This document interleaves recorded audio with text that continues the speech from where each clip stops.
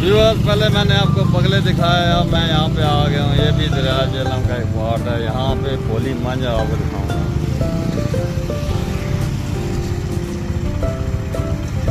ये भैंसें पहुँच गई हैं। यहाँ पे दरख्त है।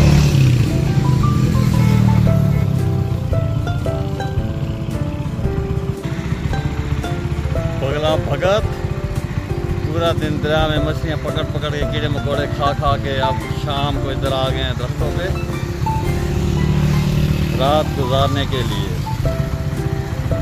बगला भगत रैजलम का ये जो बेला टाइप है, इसमें आ गए हैं रात गुजारने के लिए।